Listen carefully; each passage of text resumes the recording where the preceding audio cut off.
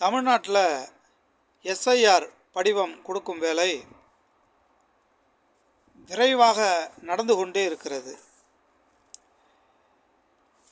BLO ஊழியர்கள் எப்படி நடத்தப்படுகிறார்கள் வாங்க பார்க்கலாம். அன்பான தமிழ் சொந்தங்களே வணக்கம். இது உங்கள் பேச்சுரிமை அதிகாரம். கற்பி ஒன்று சேர் புரட்சி செய்கின்ற வரிகளுடன் திருத்தி எழுதாமல் தீர்ப்பும் மாறாது, திருப்பி அடிக்காமல் தீர்வும் கிடைக்காது. பிஎல்ஓ ஊழியர்களை சுறுசுறுப்பாக வேலை பார்த்து கொண்டு தான் இருக்கிறார்கள். ஆனாலும் மேல்மட்ட அதிகாரிகள் சீக்கிரம் கொடுங்கன்னு சொல்லிட்டு பயங்கரமாக டார்ச்சர் பண்ணுறாங்க. அதோடு இல்லாமல் ஒரு 10% தான் இது வரைக்கும் கொடுத்துருப்பாங்கன்னு நினைக்கிறேன். ஆனால் நீங்களாம் 60% 70% வேலைகள் முடிந்து விட்டது என்று சொல்லுங்கள் மக்கள்கிட்ட அப்படின்னு சொல்லிட்டு சொல்கிறாங்க. ஏன்னா அவங்களுக்குன்னு தனியாக ஒரு ஆப் இருக்கு இல்லையா, அந்த ஆப்பில் பார்த்திங்கன்னா 70% வேலை முடிஞ்சிருச்சு, 80% வேலை முடிஞ்சிருச்சு, ஆனால் நீங்கள் அந்த ஆப்பில் நீங்கள் அப்லோட் பண்ணுங்கள், அப்டேட் பண்ணுங்கள் அப்படின்னு சொல்லிட்டு பிஎல்ஓ ஊழியர்களை மிரட்டுகிறார்கள்.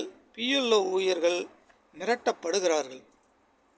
டெய்லியும் ஃபோன் கால் பார்த்திங்கன்னா ஆர்ஐ ஃபோன் கால், மனேகாரர் ஃபோன் கால், தாசில்தார் ஃபோன் கால், இன்னும் டிடி என்கின்ற சொல்லப்பட இது போன்ற அதிகாரிகள்லாம் இந்த பிஎல்ஓ ஊழியர்களை விரட்டுன்னு விரட்டுறாங்க, மிரட்டுறாங்க. நைட்டில் 9 மணிக்கெலாம் ஃபோன் அடிக்கிறாங்க. 9 மணிக்கெலாம் ஃபோன் அடித்து என்ன பண்ணுறீங்க, என்ன புள்ளி விவரம், என்ன செய்கிறீங்க? ஏன்பா அவங்களுக்கெல்லாம் வேலையே இருக்காதா? வீட்டுக்கு அவங்களுக்கெல்லாம் புருஷன் பிள்ளைகள்லாம் இருக்காதா? பொம்பளைங்களுக்கு 9 மணி வரைக்கும் வேலை பார்க்க சொன்னால், 10 மணிக்கு வரைக்கும் வேலை பார்க்க சொன்னால் அவங்க என்ன பண்ணுறது? நீங்கள் என்ன செல்லு கொடுத்துருக்கீங்களா, இல்லை என்ன கொடுத்துருக்கீங்க, இல்லை டேட்டா போட்டு விட்ருக்கீங்களா?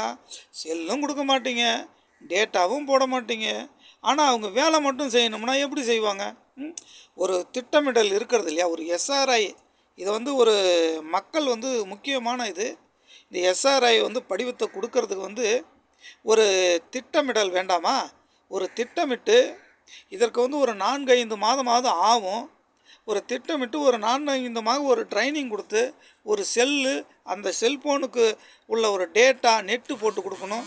இதெல்லாம் ஒரு திட்டமிட்டு செஞ்சால் தானே. நீங்கள் மட்டும் திடுதிப்புன்னு ஒரு அங்கன்வாடி ஊழியர்களை கொண்டுட்டு நீங்கள் வேலை பாருன்னா அவங்களே 5000 6000க்கு தான் சம்பளத்தில் வேலை பார்த்துட்ருக்காங்க. அவங்கள பிடிச்சிக்கிட்டு டார்ச்சர் பண்ணிக்கிட்டு இருக்கிறீங்க. எதுக்கு டார்ச்சர் பண்ணுறீங்க?